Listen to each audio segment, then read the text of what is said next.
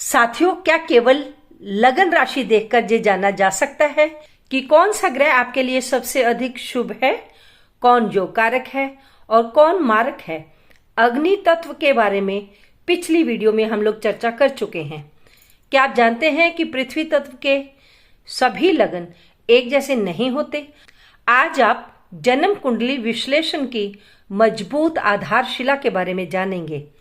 साथियों, जैसा कि आप जानते हैं कि चर, स्थिर, द्विस्वभाव राशियों में वृषभ, कन्या और मकर, इन तीनों का पृथ्वी तत्व है, किंतु तीनों पृथ्वी तत्व होते हुए भी इन तीनों की प्रकृति, ग्रहों का प्रभाव और जो कारक ग्रह ये अलग अलग होते हैं।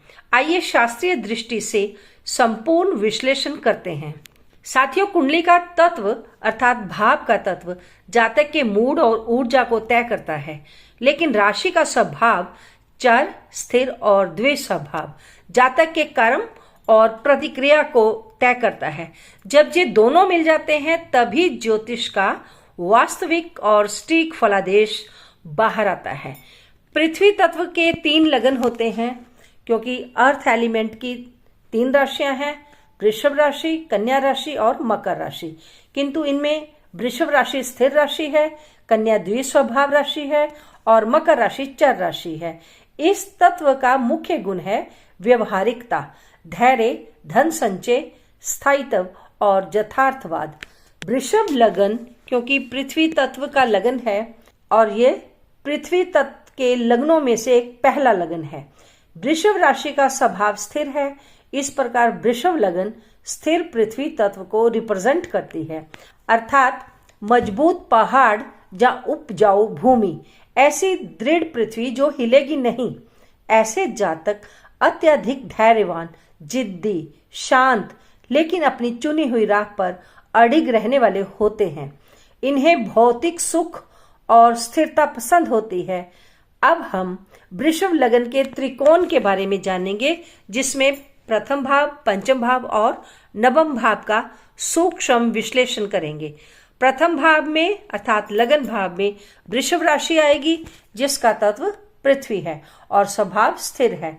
जातक का शरीर और विचार दोनों ही बहुत शांत और दृढ़ होते हैं और जातक सुख सुविधाओं की तरफ झुका होता है। पंचम भाव हमारी बुद्धि का भाव है। वृषभ लगन के पंचम भाव में पृथ्वी तत्व की कन्या राशि आएगी। कन्या राशि का स्वभाव द्विस्वभाव है, एक ऐसी पृथ्वी जो स्थिर भी है और चर भी है, अर्थात गीली रेत या कुम्हार की गीली मिट्टी के साथ इसकी तुलना की जाती है। इनकी बुद्धि बहुत विश्लेषणात्मक होती है, हिसाब किताब में पक्की और प्रैक्टिकल होती है। वृषभ लगन के नवम भाव में अर्थात भाग्य भाव में मकर राशि आती है। मकर राशि का पृथ्वी तत्व है, किंतु यह चर राशि है, अर्थात नवम भाव चर पृथ्वी, खिसकती हुई चट्टान या भूकंप जैसी ऊर्जा। इनका भाग्य तभी आगे बढ़ता है जब ये कड़ा और निरंतर शारीरिक या व्यावहारिक श्रम करते हैं। चर ऊर्जा होने के कारण ऐसा होता है। कुल मिलाकर वृषभ लगन के त्रिकोण का फलित व्यवहारिकता है, धैर्य है, धन संचय, स्थायित्व और यथार्थवाद है। व्यक्ति के विचार बहुत शांत किंतु दृढ़ होते हैं। सुख सुविधाओं की तरफ उसका झुकाव रहता है। बुद्धि बहुत विश्लेषणात्मक होती है। हिसाब किताब में ये पक्के होते हैं और प्रैक्टिकल होते हैं, किंतु भाग्य अधिक मेहनत करने के बाद ही इनका साथ देता है। अब करेंगे ग्रहों का वर्गीकरण। वृषभ लगन में लग्नेश शुक्र होते हैं। शुक्र लगन और छठे भाव दोनों के ही स्वामी हैं। कला और सौंदर्य का कारक है, नैसर्गिक शुभ ग्रह है। इस कुंडली में लग्नेश होने के कारण परम योग कारक ग्रह है, परंतु शुक्र की मूल त्रिकोण अर्थात तुला राशि वृषभ लगन की कुंडली के छठे भाव में आती है। इसलिए स्वास्थ्य में कुछ उतार चढ़ाव आ सकता है, क्योंकि ग्रह हमेशा अपने मूल त्रिकोण का फल पहले देता है। शनि इस कुंडली में नवमेश और दशमेश होकर भाग्य और कर्म का मालिक बनता है तथा लग्नेश शुक्र का ये परम मित्र भी है। इस लगन के लिए परम राजयोग कारक है। अब वास्तविक जो शुभ ग्रह है वो है बुध। बुध इस कुंडली में द्वित्वेश है। द्वित्वेश होने के कारण बुध मार्केश भी बनेगा, किंतु बुध की कन्या राशि पंचम भाव में आती है। आप जानते हैं कि बुध की जो कन्या राशि है वो ना केवल बुध की स्वयं की राशि है, बल्कि बुध की मूल त्रिकोण राशि भी है और बुध की उच्च राशि भी है। इसलिए पंचमेश होकर धन और बुद्धि का दाता है बुध। अब वृषभ लग्न की कुंडली में वास्तविक शत्रु ग्रहों के बारे में जानेंगे।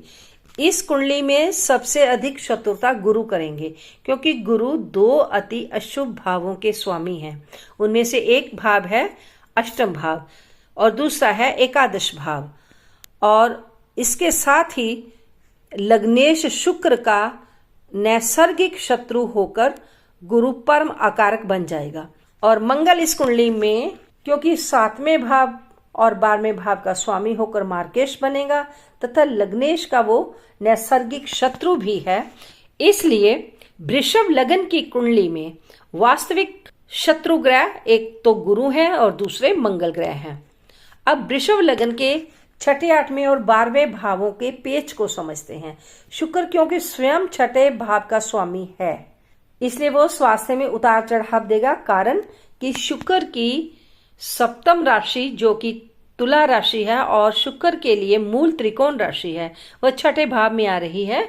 कोई भी ग्रह मूल त्रिकोण का फल अवश्य देगा। और इस कुंडली में गुरु 8वें भाव का स्वामी होकर विघ्न बाधा और रुकावटें देगा। मंगल क्योंकि इस कुंडली में व्यय भाव का स्वामी है, इसलिए हॉस्पिटल के खर्चे या फिर व्यर्थ के खर्चे जरूर करवाएगा। अब पृथ्वी तत्व की दूसरी राशि कन्या राशि पर आते हैं। कन्या राशि का स्वभाव द्विस्वभाव है। कन्या लगन एक ऐसा लगन है जिसमें पृथ्वी तत्व का स्थिर गुण भी है और चलायमान गुण भी है। ऐसी पृथ्वी जो कि रेत से बनी हो या फिर कुम्हार की गीली मिट्टी जैसी हो, ये पृथ्वी ढल सकती है।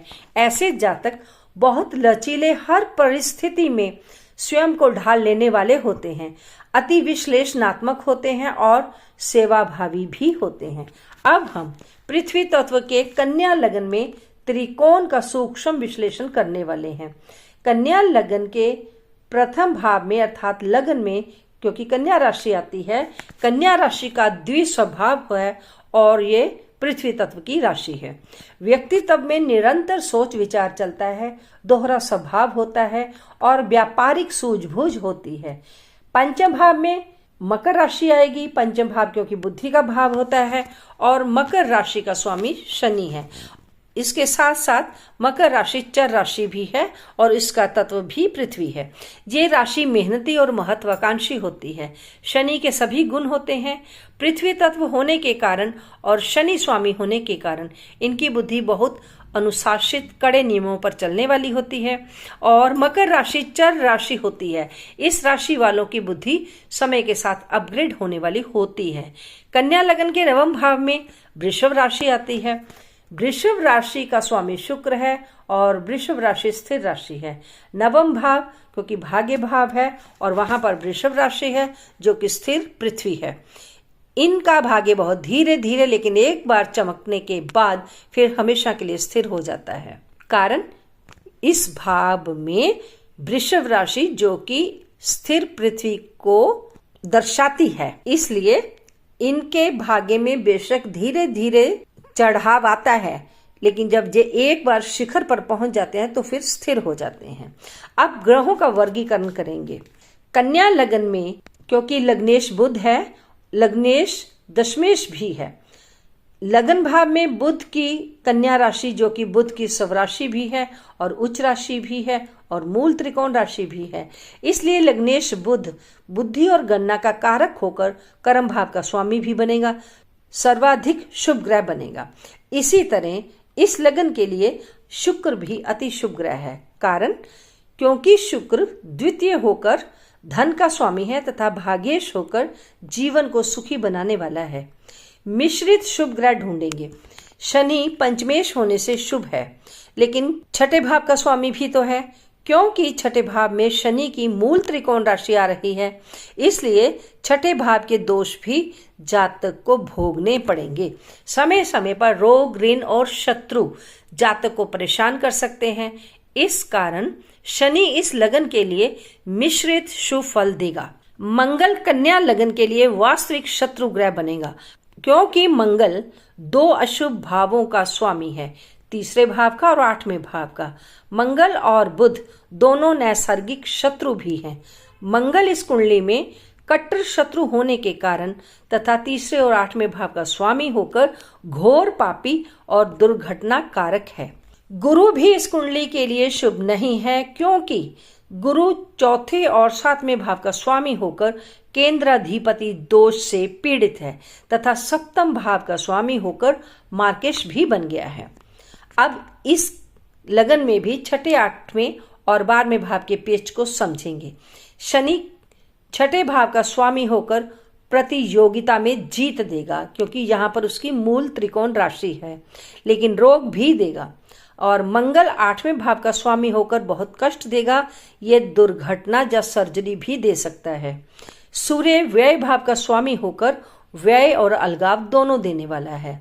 अब पृथ्वी तत्व के तीसरे लगन की बात करते हैं। तीसरा लगन है मकर लगन।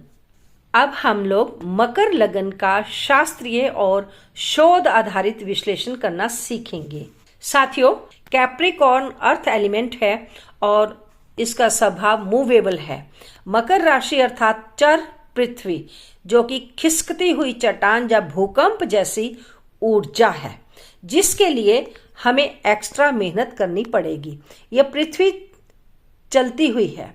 ऐसे जातक घोर कर्मठ, निरंतर आगे बढ़ने वाले, महत्वाकांक्षी और शून्य से शिखर तक पहुंचने की जिद रखने वाले होते हैं।